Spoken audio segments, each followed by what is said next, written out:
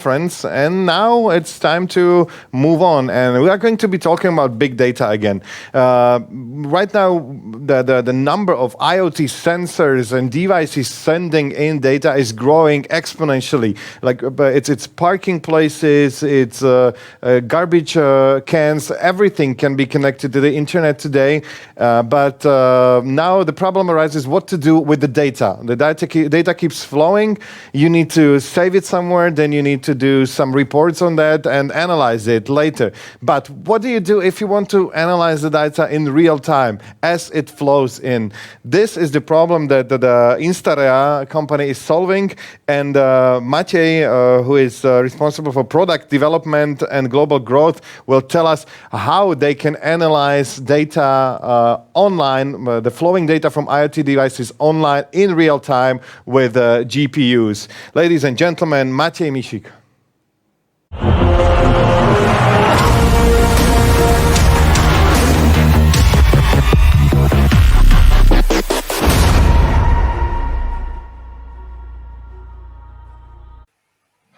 Thanks for the introduction. It's great to be here this afternoon. What I want to share with you today is a little bit of a story, a little bit of an introduction into how fast data can be used also in the times of crisis, but not just then, and how we got around to using graphical cards or GPUs and how that can be applicable across the board.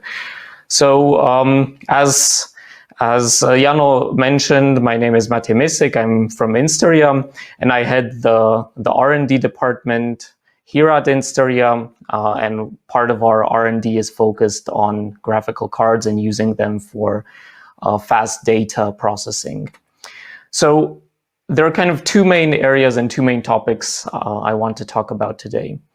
One of them is specifically focused on the area of data processing around GPUs.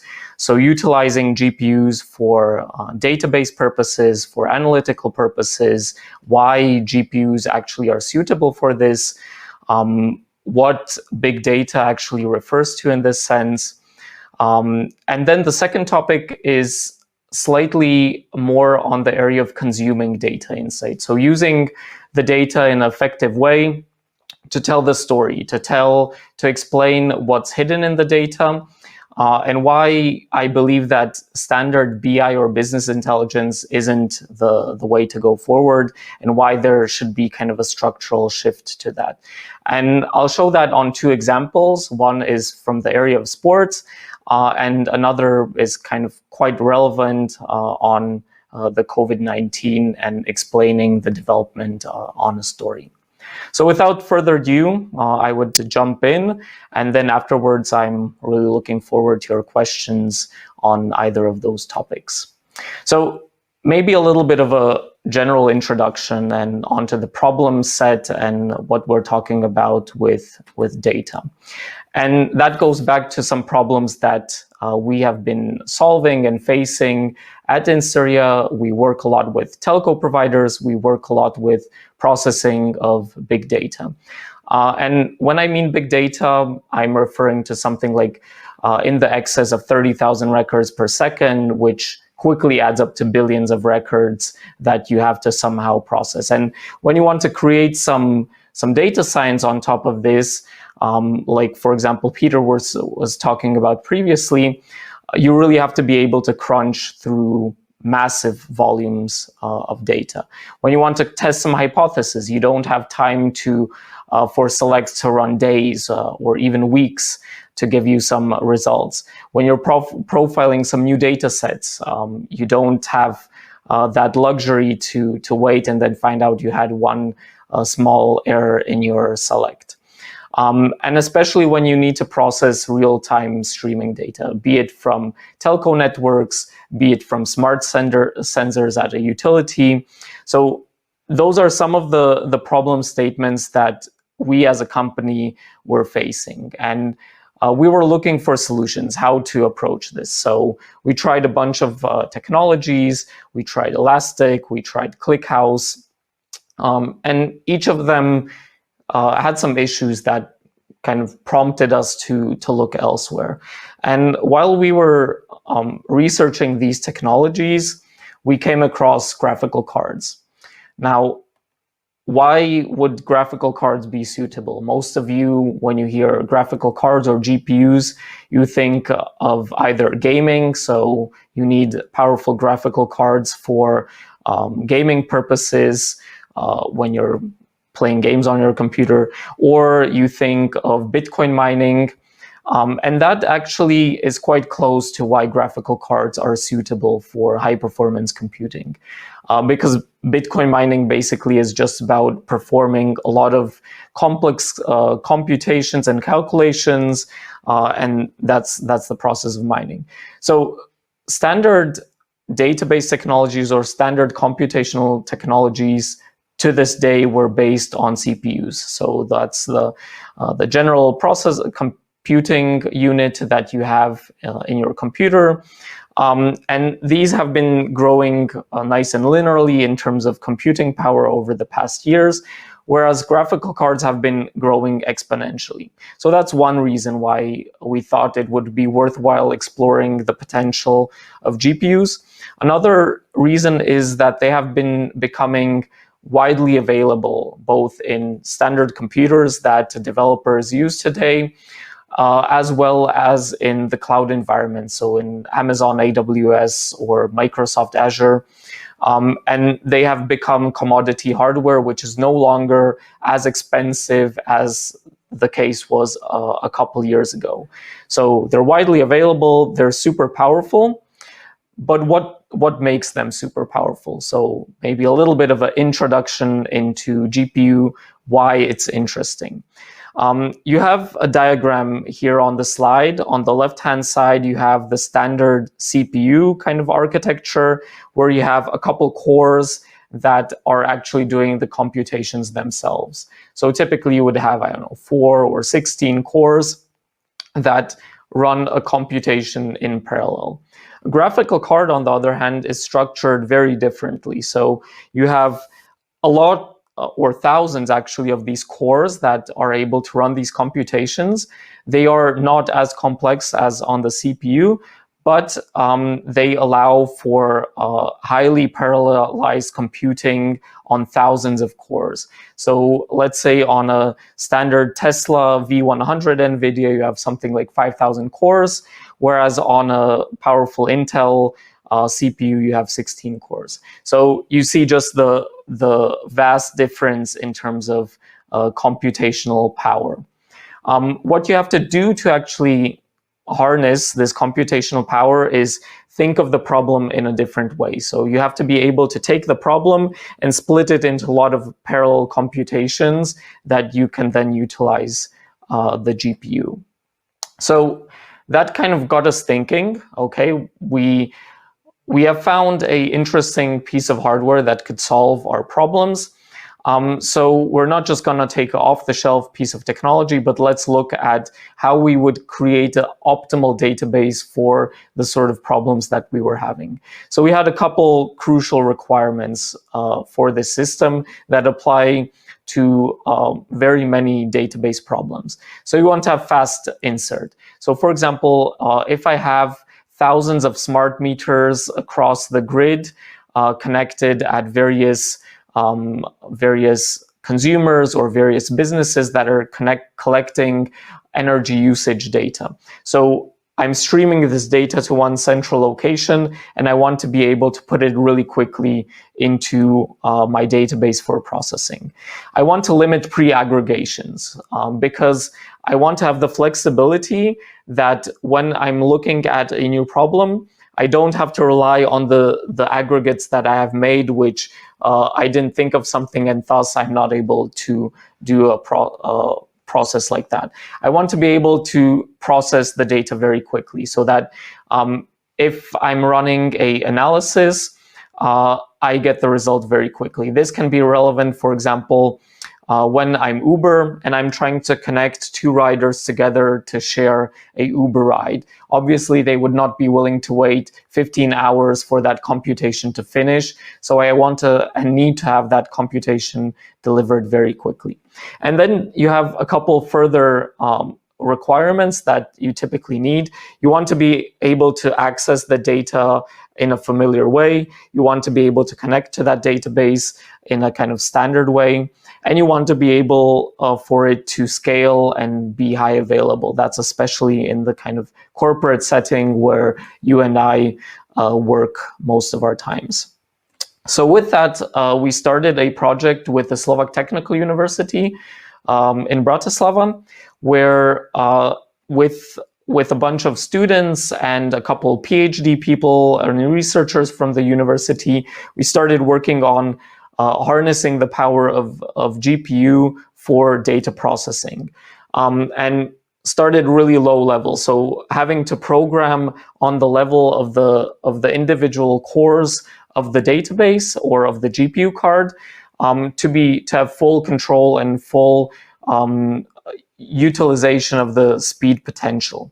So that kind of this collaboration between us and the Slovak Technical University resulted in a project which created a GPU database. But what is a GPU database actually good for?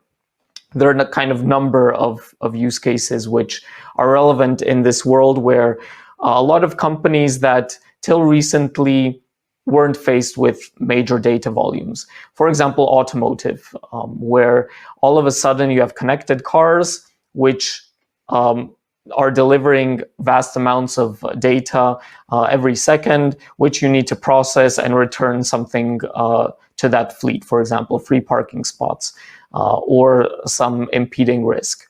So there are a number of game changers which came across in the past couple of years, where companies such as utilities, logistics companies, automotive, telco, all of a sudden are faced with vast data volumes, which typically are landing in huge flat tables.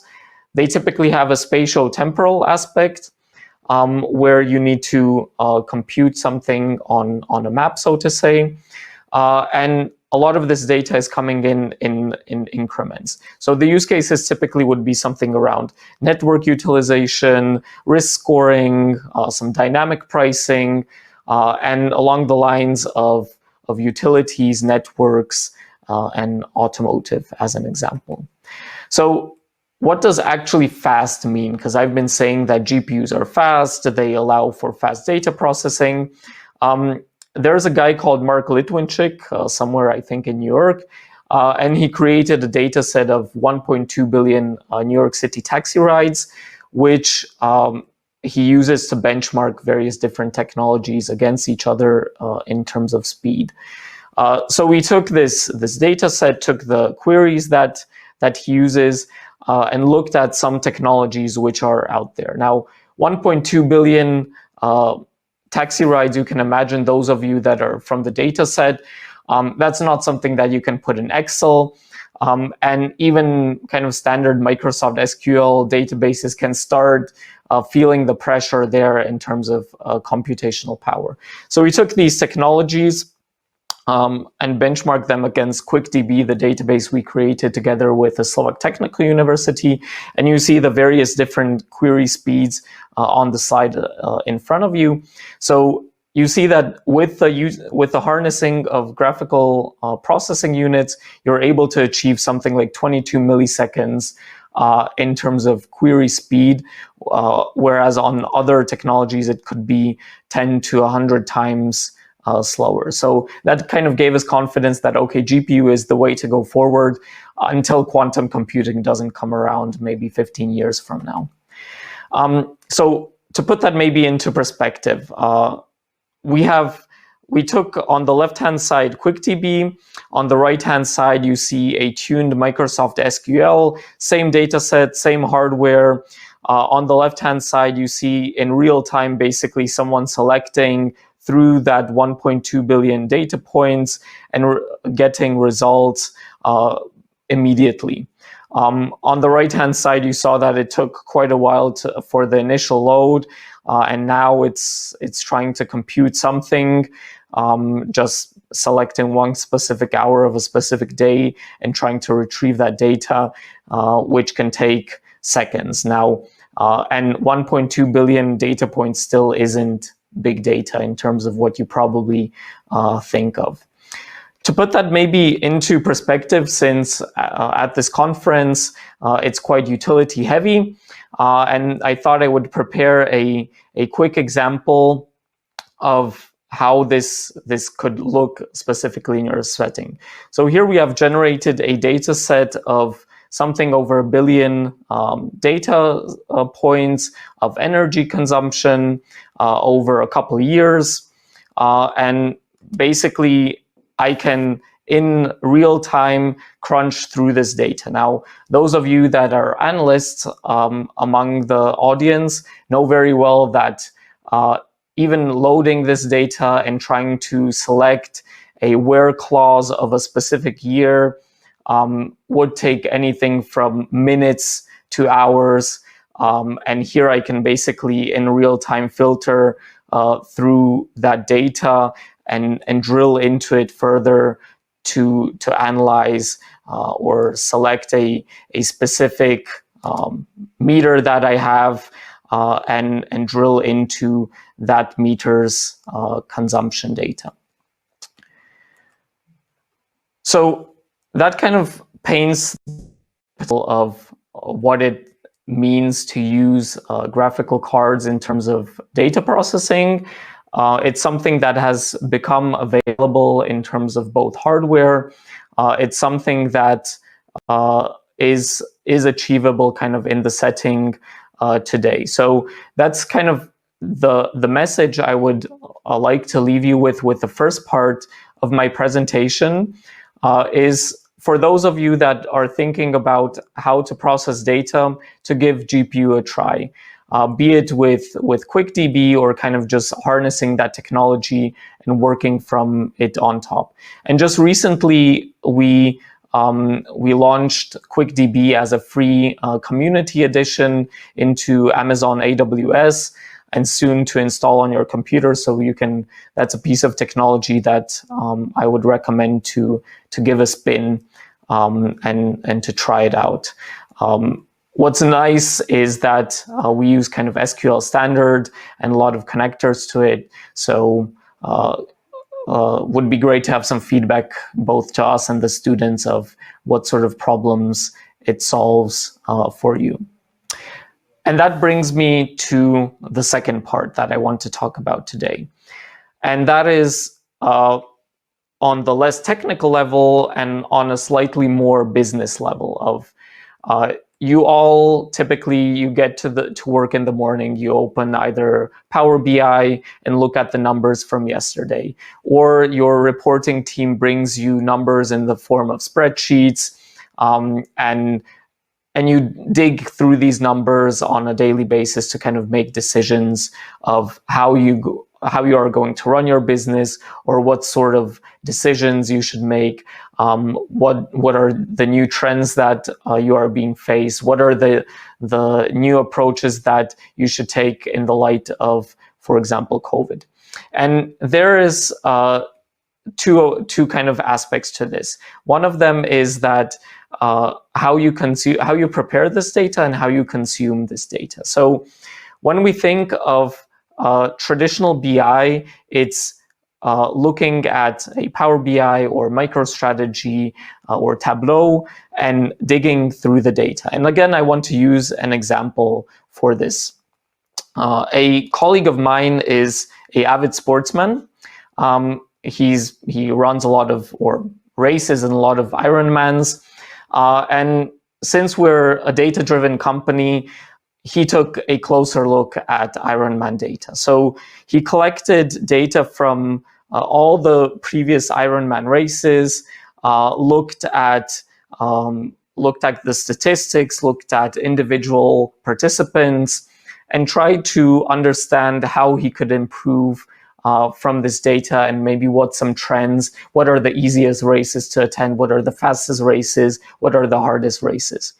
And he created a data set in Power BI, which he used to analyze all these different statistics from the races, and kind of crunch through this data. Now, most of you, if you're in the topic and you're a analyst, are able to work with this sort of data. But if you're, for example, myself, which I don't race in Ironmans, understanding the data that's in there can be quite complex. So rather, I would like to open a article where I have the best or the most interesting statistics explained to me in the form of both charts, graphs, and also text that kind of tells me what's the story behind it. So that's kind of the difference between what is business intelligence, where I may be an analyst or I'm someone that actually understands that data, or I'm just a consumer of that data, quote unquote, just. But I want to understand it in a human way. I want to be able to go through that data and get the story behind it. So that's kind of the setting within which we started looking at data storytelling, or why we should even contemplate a shift away from standard BI, so that users can consume interpreted data that is easy to understand and brings just the important facts to you in the morning or whenever you're consuming that. So what are the kind of aspects that make a good story? And it's not just a data story, but it's kind of any story that you want to tell. It has to be visual. It has to have interesting facts. It has to have sort of a kind of newspaper vibe. So when we were thinking of how to solve a problem like this, we found a bunch of examples that we found that do this very well, and kind of build from there up, so that it would be easy to tell the story of that data in a easy way. So let's again jump to an example. So when COVID-19 started, I caught myself also going through various news articles, looking up statistics at Johns Hopkins University, and trying to get my head around every day, what was the development? Should I be concerned? To what level should I be concerned? How are my friends in other countries doing? So I ended up creating a data story that brings me these sort of insights and statistics that I craved and was looking for, in a way that I would be able to understand, interpret. So we created here at Instaria a kind of data story that explains the COVID-19 crisis through charts, through fun facts, or fun fact is probably not the right word, but through facts and recent updates, statistics on what's going on. So every day when I open this data story, and I'll be happy to share it with you afterwards, is I see, okay, Brazil had the highest growth in terms of deaths over the past 3 days. I see the various kind of figures and statistics, and every day when I open this story, I get this served in a new way. And what we were thinking, or where we were headed, was that this should not be something that I need a data analyst and a programmer and a big team of people to create a data story like this. It should be for someone like myself that is interested in the facts, but wants to create something for others to consume. So that's kind of the whole idea behind our approach, or what we understand under data storytelling, and how we created TellStory, which kind of sits on top of the GPU accelerated database. So I basically add these various different slides to the story, And then I can explain them in further detail that I can zoom in, for example, on the map to a certain location. I can then, when I've zoomed into that location, I can add a explainer, which basically, just as when I'm creating a PowerPoint presentation, I just define what should be shown there, and every day that gets updated. So it's about using that data and presenting it in an easy way that myself as a business person can somehow utilize.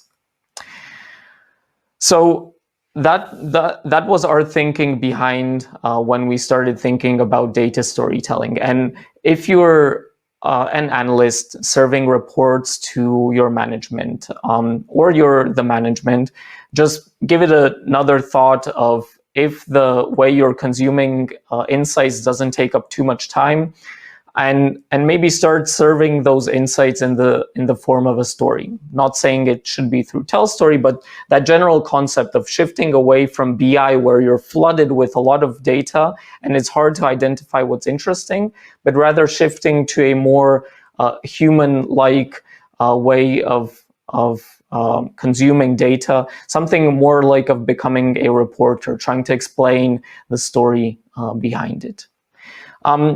So those are kind of the two main takeaways that I wanted to leave you with today. One is that that graphical cards and GPU is a worthwhile thing to consider when you're working with big data, which most of you either are already today or will be faced with in the coming years. And feel free to give QuickDB a try. Definitely reach out to me, and if you have comments or thoughts about how that could help and how it could evolve further. And second is to think about the way you both serve and consume data.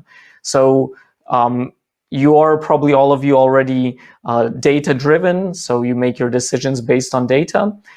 And try to challenge your analysts to prepare those insights and data in a way that is interesting to consume and delivers that message very easily. So shift from data business intelligence to data storytelling.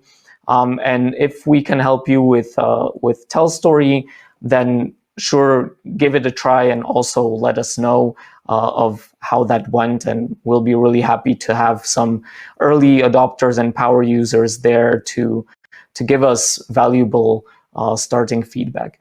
And I'll definitely share some of those links with you. And I'm really looking forward to your questions.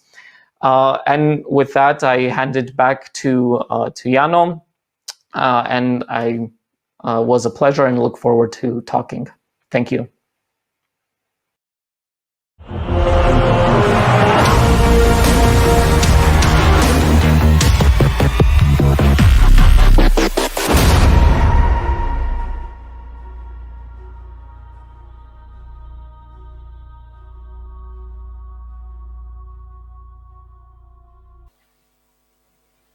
Thank you, Maciej. And isn't it wonderful? We used to play together as teenagers and go to the same pubs. And now I'm in Prešov, you're in Bratislava. We have this telebridge. I'm really surprised with your work. I didn't know that you do these marvelous things. I'm really was looking at that like, wow, is this really possible? And I have my first question is, so all these stories can we make from like real live data? So you refresh the page and you make a new query over the dataset, and in real time you get the new information? Yeah, I was hoping you wouldn't bring up our high school times, but yeah, back to the merit of the topic.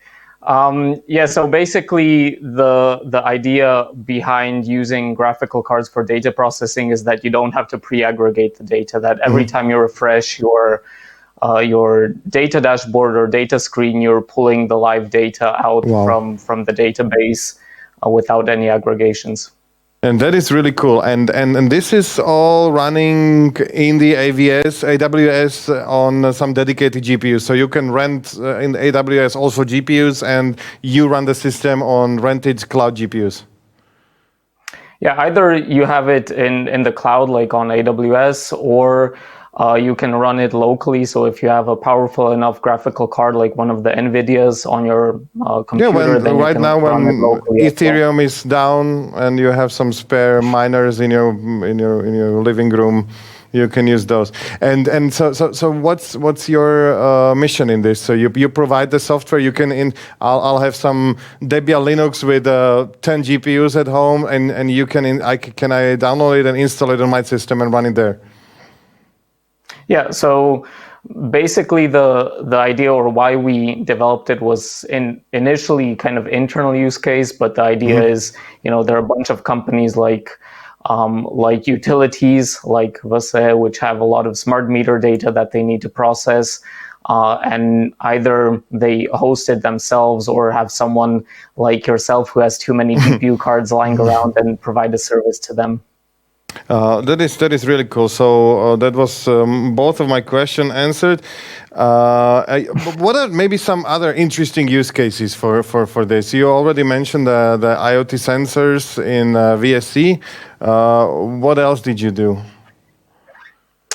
So a lot of the use cases with using GPU cards for high performance computing are all somehow related to IoT. So smart meters are IoT, basically. Connected cars are IoT. So it's a use case where you have a lot of streaming data coming in. Mobile phones, you could say, are IoT, basically. And a lot of the use cases which I would look at are, for example, in automotive, connected cars, identifying which cars can be shared with whom. So, for example, Uber, when you're trying to connect two riders which are going roughly from point A to roughly point B, and finding the optimal combination and doing this quickly. That's what I did in New York a lot of times. They were like, you can share the ride, and you have to walk like 50, 100 meters, like stay on this corner and wait there for 2 minutes, and they reroute the cars. And so that's also how this is done. Yeah, you can imagine that it's not an easy computation. Identify two people, two routes, which don't have to go too far away from each other to still make sense, that the driver doesn't have to go too far. So it's quite a computationally complex problem, which you have to do very quickly. So they specifically also run this computation on GPU cards. Wow, that is really cool. Okay, let's take a look at our questions. Hey, Maciej, thanks for your keynote. There was a shared GPU campaign running during the development of a vaccine for COVID. Is it sort of data sharing safe? To be honest, I'm not exactly sure what the campaign was, but I'm assuming that it's something along the lines of distributed computation. Yes. So I don't know, if you have some available hardware capacity like GPU cards, then you run a small part of the computation. In that sense, from the data perspective, it's very safe. So each person gets just a very small portion of the computation to run. And even if you were able to somehow scrape what's running on your GPU card currently and look at it, then still you would have such a small portion of that calculation that it wouldn't tell you anything about either an individual or about the process going on behind it. So these kinds of distributed computations from a data perspective, at least I'm not an expert in this field, but I would consider it very safe. Mm-hmm. I have another question. If I'm like really small company and I have some data sets, how is the price calculated? Where are you moving, or what are the things that the price is based on when you're trying to run a simple like queries and these articles or something like that? It's like, how do you do it? How do you implement that? So pricing, at least in terms of QuickDB, for example, depends on two main factors. One is that in the cloud you pay for resources, so that's typically paid per hour, something the GPU instances in AWS cost something from 50 cents per hour to a couple dollars an hour for active usage. And currently, we have a community license of QuickDB, which is free of charge. And for kind of corporate use, we have some custom pricing. So anyone that's kind of has some AWS infrastructure or has a suitable GPU card can basically run it for free. And this QuickDB, is it the QuickDB just drags the info or works with the information, and then the TellStory software makes the articles, or how does that work? Yeah. So they can either work together or kind of separately. So QuickDB isn't a prerequisite for using TellStory. If you don't have billions of data points, there's no point in using expensive hardware for the computation. You can use standard PostgreSQL database, which we have implemented in TellStory. So you can just go to tellstory.cloud and sign up for a free account and give it a spin. And we'll be really happy to get some feedback. So kind of currently both products are in a phase where we've delivered the beta products and are currently tuning it and fine polishing with the first power users. Do you have some test data sets in there which I can start working with when I connect it or? Yeah, so currently, since everyone is interested in the COVID situation, so we're pulling in the data set from Johns Hopkins University, augmented with a couple calculations that a person from the pharma industry suggested to have in there. So that's regularly updated, or you can just upload your own data set, but something is already waiting there for you to play. And can I do this in TellStory myself to maybe combine data sets, find data sets online and combine them into some new, in new interesting ways and then export them as a story? Well, I hope so. That's the general idea behind it. You're pretty technically skilled, so I guess that even you think even I could do it, like combine and find data sets online somehow.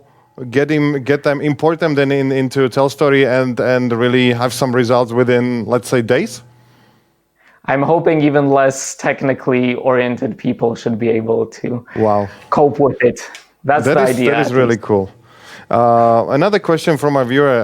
Maciej, I have a hypothetical question. In this scenario, I wish to predict consumer behavior in terms of a buying decision. How long shall I collect data to monitor a trend? That's maybe a slightly different topic, but anyhow, you're always balancing the duration of data collection with the kind of outcome. And maybe QuickDB isn't exactly in this area, but for example, Exponia, another Slovak company, is specifically in this sort of area to help you understand consumer behavior and suggest something. And this typically would be a multi-armed bandit scenario, I think it's called, where you have multiple test scenarios and you're collecting data on how someone reacts to one scenario or another, and you're optimizing. For example, you show people 2 or 3 different home pages, and depending on how high their purchases are, you start serving that web page which is performing best. And that way you can kind of run such a scenario in real time without first collecting data, and you can be optimizing basically in real time as your customers are interacting with you. But can you I do would this? give Exponia a whirl. Can you do this with TellStory, what you are telling me? Can I connect my, I don't know, Google Analytics tags, Facebook Pixel, and work with these data points also and just put them inside in your system? More for kind of analytical purposes. So to understand that behavior, see how it's developing. But we're not a customer kind of interaction hub where you're collecting these events and based on that prompting some action. So no. I would just like to, let's say for a business department or financial department, just to show them the results in a human readable way. That's what you do. Yes, exactly. So that's because I sometimes when I log into Google Analytics, I'm really overwhelmed. I have this one basic dashboard, which I'm like, okay, I feel like home here.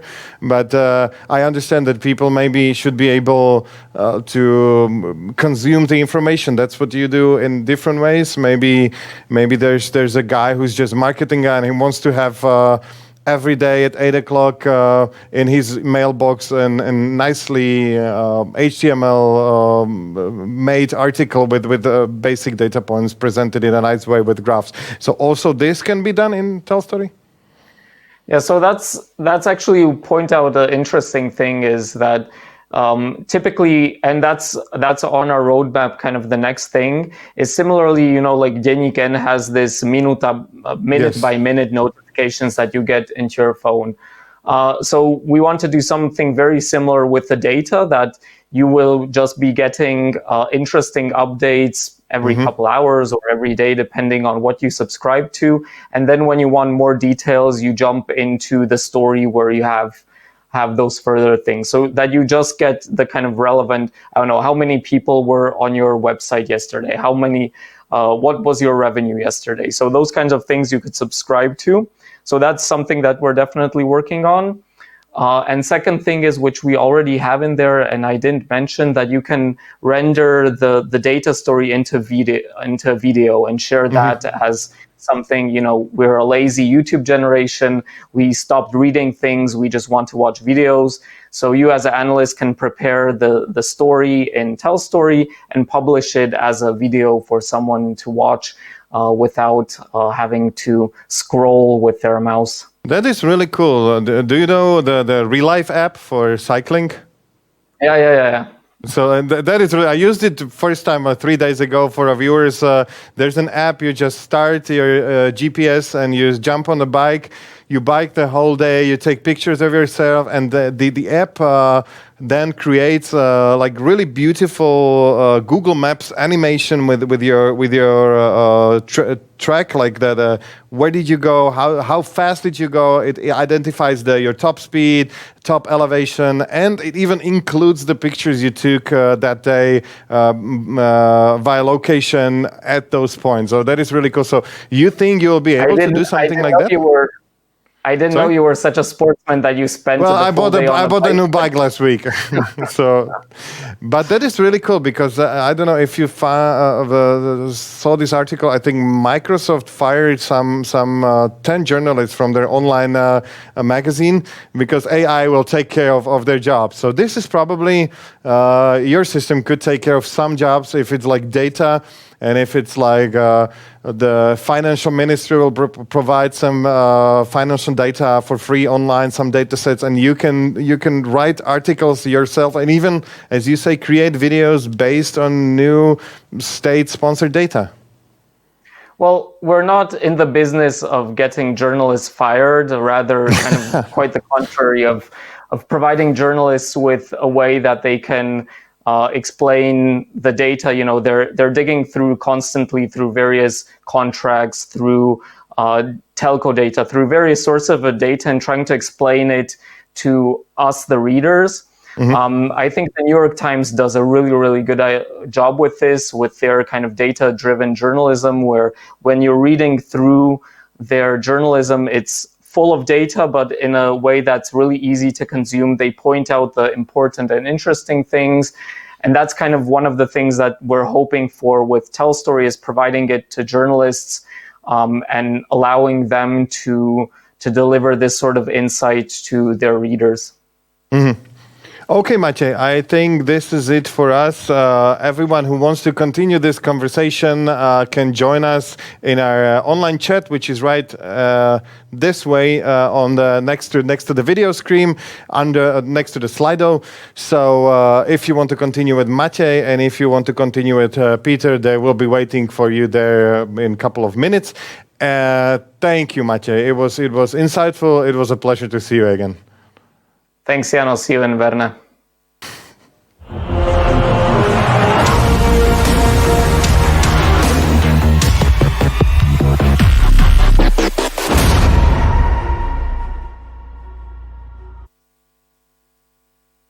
That was the English part of the show for today. The keynote speeches are over, but we are continuing with our panel discussion, which will be held in Slovak language. If you're English speaking, you can continue the conversation with our keynote speakers, Maciej Mišík and Peter, and in our online chat, and you can over there also chat with other users who are watching right now. We are going to make a small changes in this studio, and we'll be back in a couple of seconds with our panel discussion in Slovak language, and the theme is smart cities in a changing world.